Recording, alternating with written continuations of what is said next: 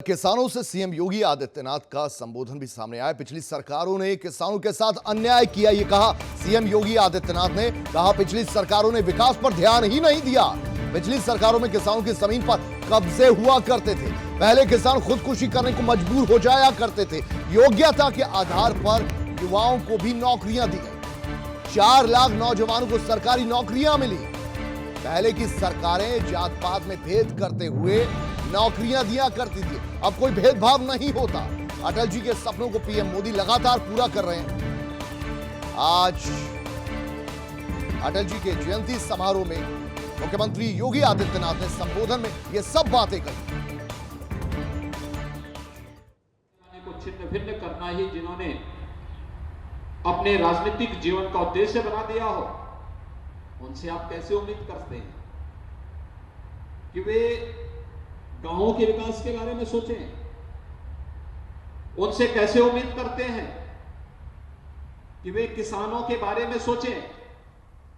उनसे कैसे उम्मीद करते हैं कि वे नौजवानों के रोजगार के बारे में सोचें या नौकरी के बारे में सोचें?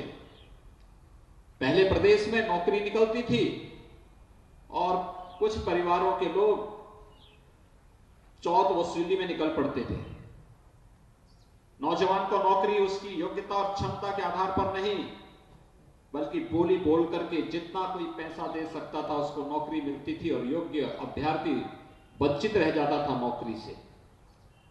लेकिन पिछले 3.5 वर्षों के दौरान आपने देखा होगा, किसी भी नौकरी में किसी भी प्रकार से कोई किसी के साथ भेदभाव नहीं कर सकता। योग्यता के आधार पर प्रदेश के हर नौजवान को उसको सम्मानजनक नौकरी देने का कार्य किया जा रहा है।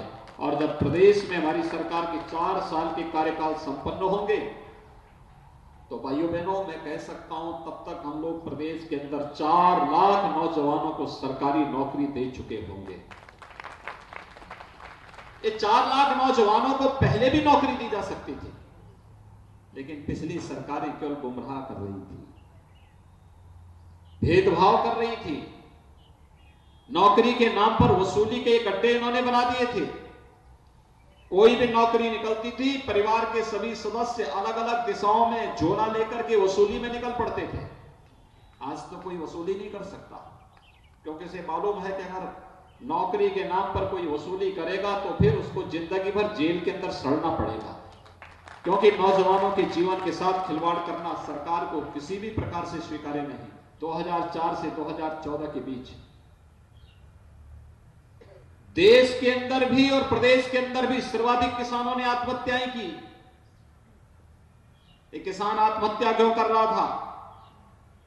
क्योंकि किसान को बीज नहीं मिलता था, किसान को खाद नहीं मिलती थी, किसान को बिजली नहीं मिलती थी, किसान को अगर जैसे तैसे उसने खेत में अनाज उत्पन्न भी कर दिया, उस अनाज को कोई दाम नहीं मिलता था, उसको कोई खरीदार नहीं मिलता था।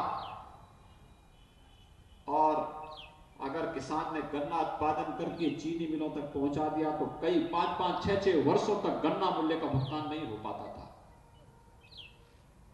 भाइयों बहनों, आपने देखा होगा किसान हताश और निराश था, कर्ज के नीचे तक चुका था।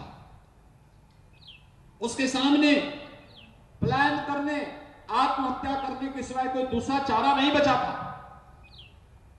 और फिर